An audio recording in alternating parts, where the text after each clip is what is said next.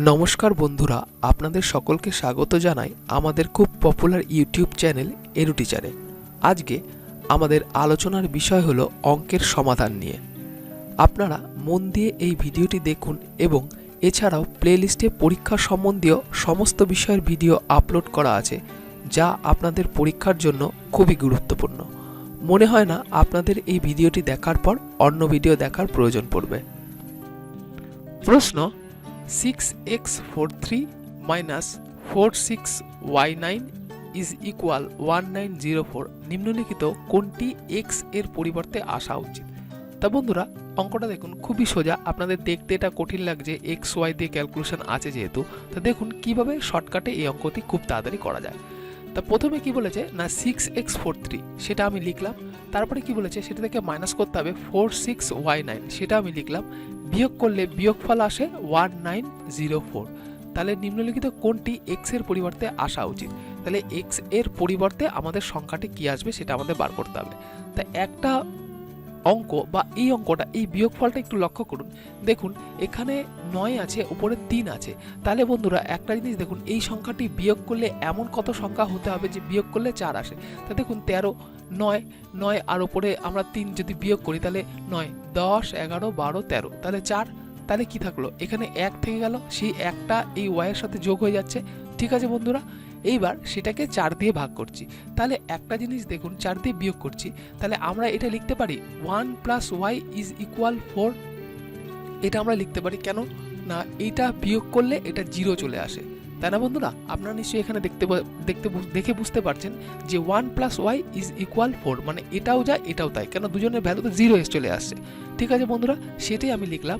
এইবার তার পরবর্তীতে দেখুন আপনারা বন্ধুরা যে কি, তার পরবর্তীতে এই সংখ্যাটা করছি। তাহলে এটার ক্যালকুলেশন এখানে হয়ে গেল। এইবার 6, এবার 6 আর উপরে এমন কি একটা সংখ্যা ধরবো যেটা 9 চলে আসে, তাই না বন্ধুরা? এইখানটা আপনারা একটু খেয়াল করুন। তাহলে বন্ধুরা একটা জিনিস খেয়াল করুন, x এর ভ্যালু আমি কত ধরবো যেটা ধরলে এখানে আমাদের 9 তার বিয়োগফল বেরোবে। একটা জিনিস বন্ধুরা আবার দেখুন, x এর এমনই একটা ভ্যালু ধরতে হবে যেটা কিনা এই 4-এর সাথে আমাদের 1 যোগ হয়ে যায়। তাহলে কেন 4-এর সাথে 1 যোগ হয়ে যায়? কেন এটা আমাদের দেওয়া আছে 1। তা নিশ্চয়ই আপনারা বুঝতে পারছেন, এমন একটা এখানে সংখ্যা ধরবো যে সংখ্যাটা ধরার পর সেটা থেকে আমি যদি 6 বাদ দিই তাহলে আমাদের অ্যান্সার আসে 9। আপনারা নিশ্চয়ই বুঝতে পেরেছেন এই বিষয়টা কি এখানে চাও। তাহলে বন্ধুরা এইখানে দেখুন, এটা এখানে 1 আসছে, তার মানে কি এইখানে 1 যোগ হয়েছে। তার মানে বন্ধুরা আমরা এখানে লিখতে পারি যে এখানকার 1, তার মানে এখানে 10, তাই না বন্ধুরা? এইবার 10-এর থেকে যদি আমি 6 বিয়োগ দিই তাহলে তো আর সেটা 9 হয় না, সেটা তো 4 হবে। তাহলে এমন একটা সংখ্যা এখানে আমি যোগ করব। তাহলে একটা জিনিস দেখুন, এইখানে যদি আমি +5 যোগ করি তাহলে 15, তাহলে 15 থেকে আমি যদি 6 বিয়োগ দিই তাহলে 9 হয়। কেন? 6, 7, 8, 9, 10, 11, 12, 13, 14, 15, তাই না বন্ধুরা? তাহলে এখানে এটা 9 হয়। তাহলে বন্ধুরা একটা জিনিস মাথায় রাখুন, তাহলে x এর ভ্যালু আমাদের এখানে কত হতে হবে না, x এর ভ্যালু আমাদের যদি এখানে 5 হয়, 10টা তো এদিকে হবে, এখানে 5 হলেই তো সেটা বিয়োগ করা যাবে। তাহলে x এর ভ্যালু আমি যদি এখানে 5 লিখি তাহলে দেখুন 6, এখানে 6 আর 5-এর মধ্যে যদি বিয়োগ করি তাহলে 5 আর কত হলে 15 হবে না 9 হলে। তাহলে বন্ধুরা আপনারা নিশ্চয়ই এটা বুঝতে পেরেছেন যে x এর ভ্যালুটা আমাদের এখানে হতে হবে 5। এবার আমাদের এখানে x এর ভ্যালু 5 আর আমাদের অপশনে দেওয়া আছে a = 4, b = 6, c = 9। তাহলে বন্ধুরা এখানে অপশন যখন দেয়া আছে ক্যান নট বি ডিটারমাইন, তাহলে আমাদের এইটা হবে এখানে অ্যান্সার। আশা করি বন্ধুরা বুঝতে পেরেছেন। বুঝতে না পারলে আপনারা খাতায় অঙ্কটা করে দেখুন আপনারাও অঙ্কটা করতে পারবেন। তো চলুন বন্ধুরা আমরা যাই পরবর্তী প্রশ্ন আপনাদের স্ক্রিনে। নিম্নলিখিত সংখ্যাগুলির মধ্যে কতগুলি সংখ্যা 3 দ্বারা ভাগ যায় কিন্তু 9 দ্বারা নয়? মানে 3 দিয়ে বিভাগ করা যেতে পারে কিন্তু 9 দিয়ে সেটা বিভাগ করা যাবে না। মানে 3 দিয়ে ভাগ গেলেই যে 9 দিয়ে যাবে এরকম কোনো কিন্তু বাধ্যবাধকতা নেই। তাহলে বন্ধুরা আমরা এই নাম্বারগুলো নিচ্ছি, যে প্রথমটাকে S1, S2, S3, S4, S5, S6, S7, S10 পর্যন্ত লিখলাম। এবার আমরা নিশ্চয়ই জানি যে 3 দিয়ে ভাগ করার নিয়মটা কি আছে না, এই 3টে সংখ্যা আমরা যোগ করে দেবো। এই যে পরপর সংখ্যাগুলো আমরা যোগ করে দেবো। তাহলে কি করব? তাহলে 2 আর 1 3, 3 আর 3 6, 6 আর 3 9, সেটাই আমরা লিখেছি। তারপর একটা 3 আর 2 5, 5 আর 4 9, 9 আর 3 12, সেটাই আমরা লিখেছি। এইবার দেখুন একইভাবে এই পরে এইগুলো আমরা ধরে এখানে এইভাবে করে গেছি, ঠিক আছে। এই S1 থেকে S10 পর্যন্ত আমরা করে গেছি। এইবার দেখুন এই প্রত্যেকটা সংখ্যা আপনারা নিশ্চয়ই দেখে বুঝতে পারছেন যে এইগুলো প্রত্যেকটা সংখ্যায় আমাদের 3 দিয়ে বিভাগ করা যাচ্ছে, ঠিক আছে, মানে 3 দিয়ে ভাগ যাচ্ছে। কিন্তু দেখুন বন্ধুরা কোন সংখ্যাগুলো আছে যে সংখ্যাগুলো 9 দ্বারা বিভাজ্য যাচ্ছে না। এটাকে 9 দ্বারা বিভাজ্য যাচ্ছে, এটা যাচ্ছে না, তার মানে S2 যাচ্ছে না। এই যে 9 দুগুণে 18 এটা যাচ্ছে, তারপর একটা 9 এটা যাচ্ছে 21, 9 দুগুণে 18 3 নং 27, তার মানে এটা যাচ্ছে না, তাই না বন্ধুরা? এটা আমাদের কিন্তু যাচ্ছে না, তাই না? 21 কে যাচ্ছে, 9 কে 9, 9 দুগুণে 18 3 নং 27, 4 নং 36, তাই না বন্ধুরা? এটা আপনারা বলতে পারেন যে এই সংখ্যাটাও যাচ্ছে না। তাহলে বন্ধুরা দেখুন এখানে S5টা যাচ্ছে না, তাহলে আমাদের এখানে আসলো কি S2 হলো, S5 হলো, ঠিক আছে বন্ধুরা। এইবার আমরা পরবর্তীতে যাচ্ছি S6 যেহেতু 12 এটাকে 9 দিয়ে যাচ্ছে, এটাকে 9 দিয়ে যাচ্ছে না। S7 কে দেখুন, এটাকে S6টাকেও আমাদের কিন্তু 9 দিয়ে যাচ্ছে না, তাহলে সেটাও আমরা এখানে লিখলাম S6। তার পরবর্তীতে S7 18 এটাকে কিন্তু 9 দিয়ে যাচ্ছে। এবার S8 এটাকে কিন্তু যাচ্ছে না, তা সেটা আমরা লিখলাম S8, ঠিক আছে বন্ধুরা। এর পরবর্তীতে দেখুন S9 কিন্তু 15 সেহেতু কিন্তু এটা 9 দিয়ে যাচ্ছে না। S10 যেহেতু 24 এটা যাচ্ছে না। তাহলে পরপর কটা সংখ্যা বেরোলো? 1 2 3 4 5 6। তাহলে এই 6টি সেই সংখ্যা যেটি কিনা 3 দিয়ে যাচ্ছে কিন্তু 9 দিয়ে যাচ্ছে না। আশা করি বন্ধুরা বুঝতে পেরেছেন। বুঝতে না পারলে ভিডিওটি পজ করে আরেকবার দেখুন, আপনাদের এই প্রবলেমের কোনো সমস্যা থাকবে না। তা আমাদের এই প্রশ্নের উত্তর হলো অপশন B6। আশা করি বন্ধুরা বুঝতে পেরেছেন। বুঝতে না পারলে বাড়িতে আপনারা খাতায় করুন, তাহলেও আপনাদের এই সমস্যা ক্লিয়ার হয়ে যাবে। তো চলুন বন্ধুরা আমরা যাচ্ছি পরবর্তী প্রশ্ন আপনাদের স্ক্রিনে। দুটি পরস্পর বিজোড় সংখ্যার বর্গের মধ্যে পার্থক্য সর্বদা কোন সংখ্যা দ্বারা বিভাজ্য? এটি বন্ধুরা আপনাদের যে মার্কেটে যে বইগুলো থাকে সেই বইগুলোতে লেখা থাকে বিভাজ্যতার নিয়ম, তাই সেখানেও এই জিনিসগুলো লেখা আছে। আপনারা যদি মনে থাকে তাহলে খুব ভালো, কিন্তু যদি মনে না থাকে তাহলে আপনাদের এটা ক্যালকুলেশন করতে হবে, ঠিক আছে। এখানে আপনাদের যদি মনে থাকে তাহলে ক্যালকুলেশন এখানে হবে, তার সেটা সবসময় কি না, সেটা সবসময় 8 দ্বারা বিভাজ্য। তা কিভাবে না সেটা আমরা করছি। আপনারা এটি কি দুটি পরস্পর বিজোড় সংখ্যা, সেটা 3 5 হতে পারে, তা 3 5 দিয়ে আপনারা ক্যালকুলেশন করতে পারেন। 3 স্কোয়ার করলেন, 5 স্কোয়ার করলেন, তার 3 স্কোয়ার করলে হচ্ছে 3 3 কে 9, আর 5 স্কোয়ার করলে 25, ঠিক আছে। তা 25 মাইনাস যদি 9 করেন তাহলে আসে 16, তাহলে 16 যেহেতু 8 দুগুণে 16 তাহলে সেটা হবে 8। তা এখানে বন্ধুরা আমরা আরেকটা উপায় করেছি, let the consecutive odd integer, মানে সেই নাম্বার দুটো আমরা ধরেছি একটা 2x আর একটা 2x প্লাস 1 ধরেছি, একটা বিজোড় সংখ্যা যেহেতু, আর একটা 2x প্লাস 3, তা সেটা ধরেছি, তা সেটা ধরে স্কোয়ার করে গেছি। আমার একটা লম্বা ক্যালকুলেশন করেছি, তা স্কোয়ার করার পরে a square minus b square একটা লম্বা ক্যালকুলেশন হয়েছে। তা ক্যালকুলেশন করার পর আমাদের এখানে অ্যান্সার রয়েছে 8। তা আপনারা এই অঙ্কটা আরও অন্যান্য প্রচুর নিয়ম আছে, সেই নিয়মে করতে পারেন, কিন্তু সবথেকে সঠিক এবং সবথেকে যেটি লাভজনক সেটি হচ্ছে 1, যেটা আপনাদের মার্কেটে যে বইগুলোতে আছে যেখানে বিভাজ্যতার নিয়ম লেখা, সেখানে আপনারা দেখতে পারবেন যে দুটি পরস্পর বিজোড় সংখ্যার বর্গের মধ্যে পার্থক্য সর্বদা 8 দ্বারা বিভাজ্য বলে লেখা আছে। সেটা আপনারা 1 মনে রাখতে পারেন। 2 কি করতে পারেন, পরস্পর বিজোড়, মানে একটা সংখ্যা আপনি ধরতে পারেন যে 5, ঠিক আছে, আর আরেকটা সংখ্যা ধরতে পারেন 3। এবার তাদের স্কোয়ার, তাহলে 5 স্কোয়ার করলে কত হবে 25, আর 3 স্কোয়ার করলে কত হবে 9, তা সেটাই আমরা লিখলাম। এবার এদের মধ্যে পার্থক্য, এদের 25 আর 9 এর পার্থক্য কত হবে? 25 আর 9 এর পার্থক্য হচ্ছে আমাদের হবে 16, যেটা 8 দিয়ে বিভাজ্য, তাহলে 8 দিয়ে যদি এটাকে ভাগ করা যায় তাহলে সেটাকে 2 অ্যান্সার হয়, তাহলে এটি সর্বদা 8 দিয়ে বিভাজ্য। আশা করি বন্ধুরা বুঝতে পেরেছেন। তো চলুন আমরা যাই পরবর্তী প্রশ্ন আপনাদের স্ক্রিনে। n এর সর্বনিম্ন মান কত হওয়ার জন্য 2n প্লাস 1 একটি মৌলিক সংখ্যা হবে না? মানে এই জায়গাটা খেয়াল করবেন, এখানে কিন্তু মৌলিক সংখ্যা হবে না, মৌলিক সংখ্যা যেটা সেটা কিন্তু জিজ্ঞেস করেনি। তাহলে n এর সর্বনিম্ন কত মান হওয়ার জন্য, তাহলে আমরা ধরে নিচ্ছি কি n এর মান 1, তা যখন n এর মান 1 ধরে নিচ্ছি তখন 2n প্লাস 1 আমরা n এর ভ্যালু বসিয়ে দিচ্ছি, তা বসিয়ে দিয়ে আমাদের অ্যান্সার বেরোচ্ছে 3। কি বসাচ্ছি না 2n প্লাস 1, n এর ভ্যালু যেহেতু 1 বসিয়ে দিয়ে 1 লিখলাম, তার 2 এর সাথে 1 গুণ করলাম, 2 1 কে 2 আর যোগ 1, যেহেতু এখানে 1 যোগ করা আছে 3 লিখলাম। তাহলে 3 যেহেতু প্রাইম এটা চাইনি, তারপরে n এর ভ্যালু আমরা 2 লিখলাম, তা 2 করার পরে আমাদের অ্যান্সার বেরোলো 5, এটা কিন্তু প্রাইম চাইনি, এটা কিন্তু আমাদের চেয়েছে মৌলিক সংখ্যা হবে না, এর সব প্রাইম বেরোচ্ছে। তারপরে n এর ভ্যালু আমরা 3 ধরছি, তাহলে এটা 7, এটাও কিন্তু প্রাইম আসছে। এবার 3 আমার n এর ভ্যালু আমরা ধরছি কত 4, তা 4 ধরে আমাদের অ্যান্সার আসছে 9।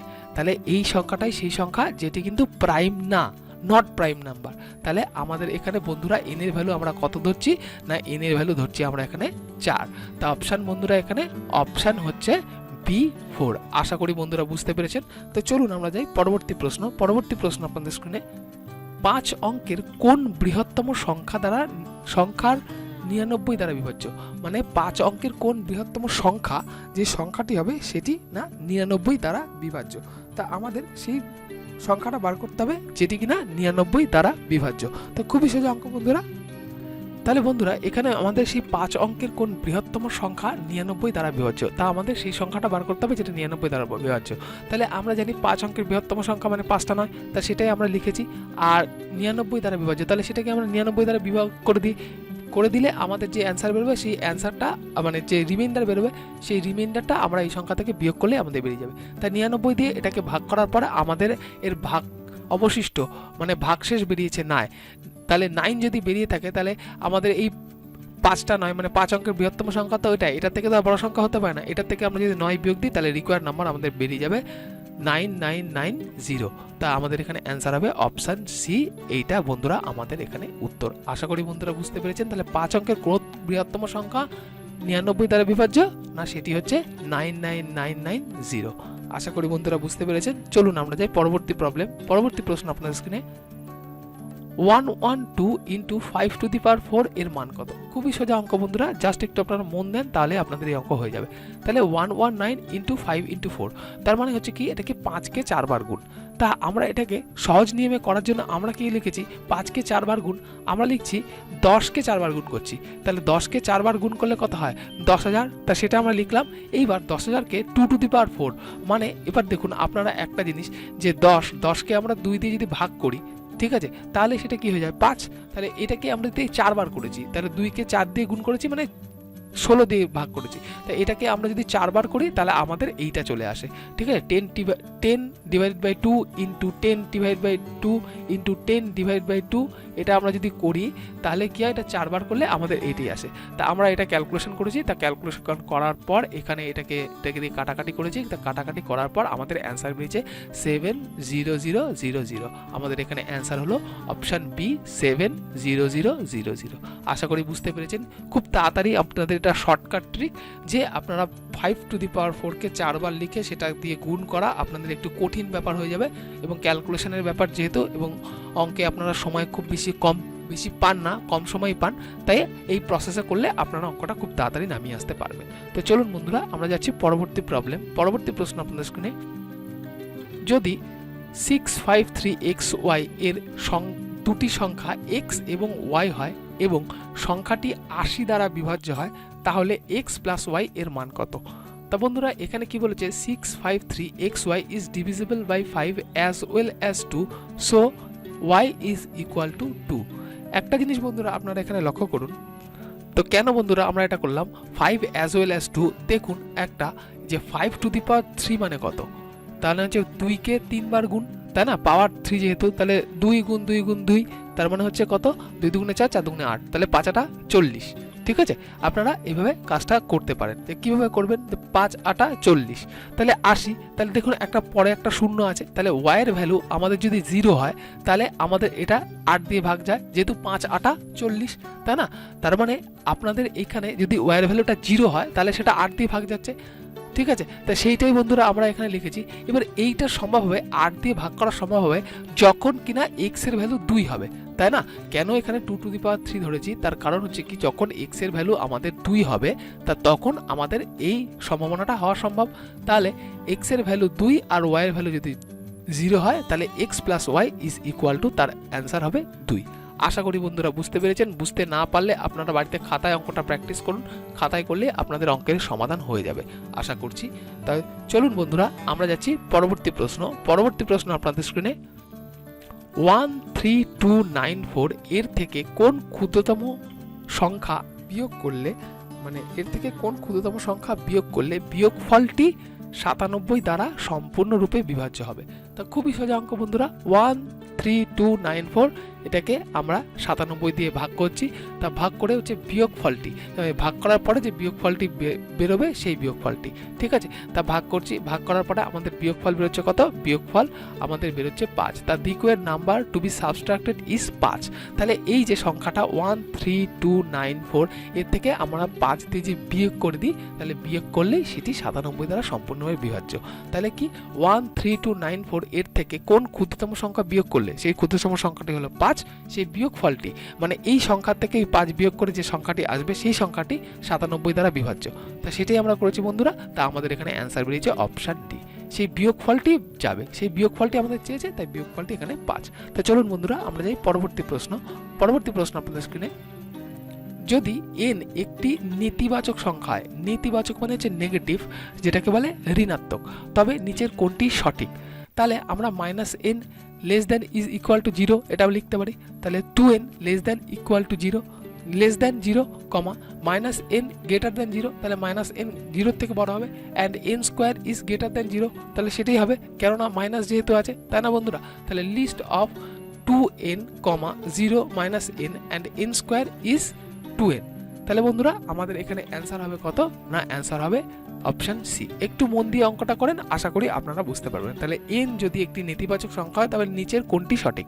তাহলে 2n এই মানটা সঠিক, তাই না। তো চলুন বন্ধুরা আমরা যাই পরবর্তী প্রশ্ন। পরবর্তী প্রশ্ন আপনাদের স্ক্রিনে, ক্ষুদ্রতম কোন সংখ্যা দ্বারা 72-এর গুণিতককে 112-এর গুণিতক দ্বারা ভাগ করা যায়? খুবই সোজা অঙ্ক বন্ধুরা, যে কি বলেছে না, ক্ষুদ্রতম কোন সংখ্যাকে 72-এর গুণিতক এবং 112 গুণিতক। তাহলে এদের আমি যদি এলসিএম বার করি, তাহলে এলসিএম বার করলে আমাদের সমস্যার সমাধান হয়ে যায়। তাহলে required number divisible by 72 as well as 112 if it is divisible by there LCM, তার মানে হচ্ছে এলসিএম দিয়ে যদি ভাগ করি তাহলে 1008। তাহলে নাও 1008 when ডিভিজিবল বাই 72 72 দিয়ে ভাগ যায়, তাহলে কোশিয়েন্ট মানে আমাদের ভাগফল হিসেবে থাকে হচ্ছে 14। তাহলে আমাদের কি বলেছে, ক্ষুদ্রতম কোন সংখ্যা দ্বারা 72-এর গুণিতক ও 112-এর গুণিতক দ্বারা ভাগ করা যায়, ঠিক আছে। তা কোন সংখ্যা হবে না, সেই সংখ্যাটা হলো আমাদের এখানে অপশন হচ্ছে সি 14, সেই রিকোয়ার্ড নাম্বার সেটা হচ্ছে 14। কেন না, ক্ষুদ্রতম কোন সংখ্যা দ্বারা সেই সংখ্যাটাকে বার করতে হবে 72 ও 112-এর গুণিতক দ্বারা ভাগ করা যায়, ঠিক আছে বন্ধুরা। তাহলে সেই সংখ্যাটা আমাদের বার করতে হবে, তা সেই সংখ্যাটি হলো দুটোর মধ্যেই কমন, তাই এগুলো এলসিএম বার করেছি 1008। তা সেই আমাদের ভাগফলটা এখানে বেরিয়েছে হচ্ছে 14। আশা করি বন্ধুরা বুঝতে পেরেছেন।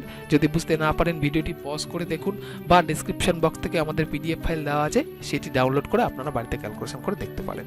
আশা করি আপনাদের কোনো সমস্যা হবে না এবং কম সময়ে কলম ছাড়া পরীক্ষা হলে অঙ্ক নামিয়ে আসতে পারবে। তো বন্ধুরা আমাদের ভিডিওটি কেমন লাগলো সেটি কমেন্ট বক্সে লিখে জানান, তাতে আমরা একটু মোটিভেশন পাবো, এবং কীরকম ধরনের ভিডিও আপনাদের প্রয়োজন তা আমাদের লিখে জানান।